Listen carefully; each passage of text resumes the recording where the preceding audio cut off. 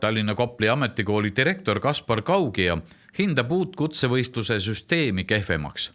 Üks võistlus tuleb läbi viia ka Kopli ametikoolil.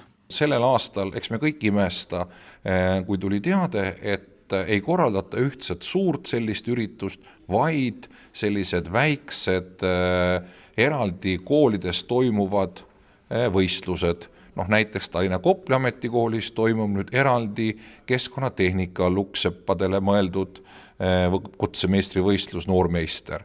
Praegult hetkel lõppesid just nimelt Tallinna ehituskoolis toimunud maalrite kutsemeistrivõistlused ja nii edasi. Ehk loomulikult tegelikult üldises mõistes see killustab tervet seda süsteemi ja loomulikult ei anna sellist tervikpilti, kuidas meil vabariigis siis ikkagi toimub see õpilaste ja õpetajate omavaheline mõõdu võtmine.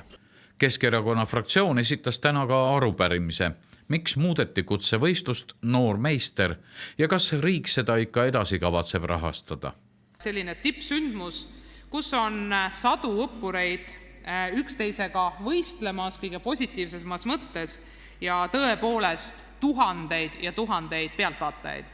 Samuti on ka ajakirjandus nende tippsündmuste vastu väga positiivset kajastust omanud ning potentsiaalsed kutsekooli õppurid saavad sealt ka sellise positiivse elamuse.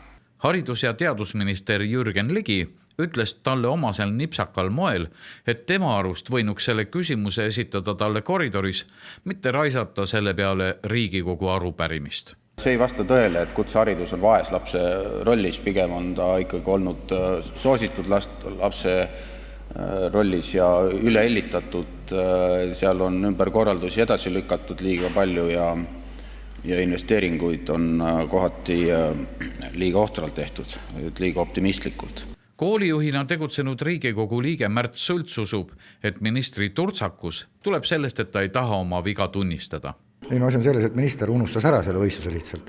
See oli lihtsalt tehniline praak.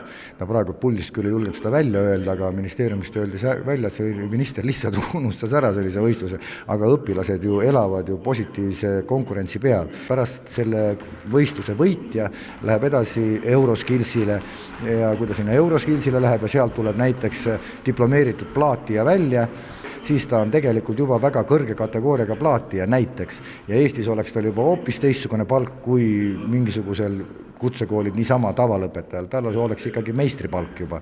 Hea uudis on kõigele vaatamata see, et minister Ligi lubas järgmisel aastal võistluse uuesti vana süsteemi kohaselt ent uuendatud formaadis taastada.